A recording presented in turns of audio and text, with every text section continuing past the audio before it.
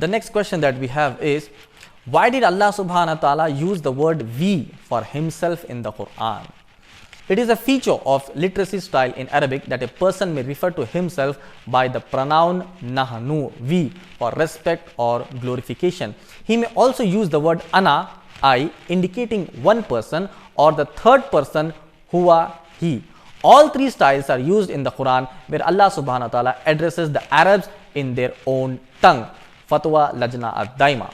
Allah subhanahu wa ta'ala sometimes refers to himself in the singular by name or by the use of pronoun, and sometimes by use of the plural, as Allah subhanahu wa ta'ala says in Surah Fatah, Surah number 48, ayat number 1, verily we have given you a manifest victory. But Allah subhanahu wa ta'ala never refers to himself by use of the word dual, because the plural refers to the respect that he deserves and may refer to his names and attributes, whereas the dual refers to a specific number and nothing else, and he is far above that. Al-Aqidah Al-Tadmuriyah by Shaykh al-Islam, Shaykh Ibn Taymiyyah Rahimullah, page number 75. These words, inna, verily we, and nahnu, we, and other forms of plural may be used by one person speaking on behalf of a group, or they may be used by one person for purposes of respect or glorification, as is done by some monarch when they issue statement or decree in which they say we have decided, etc., etc., etc.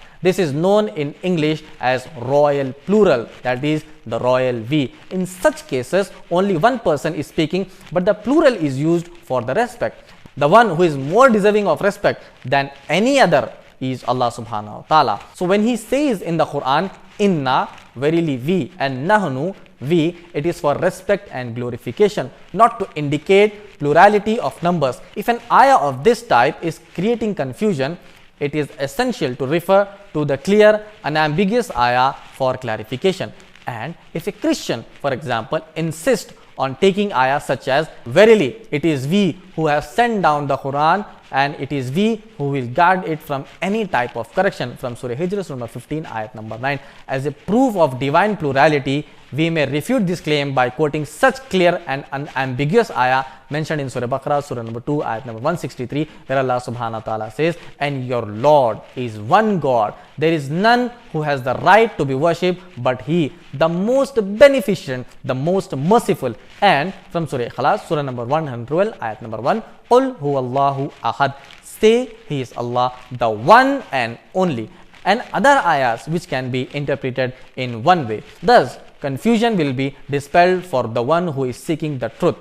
Every time Allah subhanahu wa ta'ala uses plural to refer to himself, it is based on respect and honor that he deserves, and on the great number of his names and attributes, and on the great number of his troops and angels. Fatwa by Shaykh al-Islam, Shaykh Ibn Taymiyyah, page number 109, Al-Aqidah Al-Tadmuriyah. Jazakallah khair.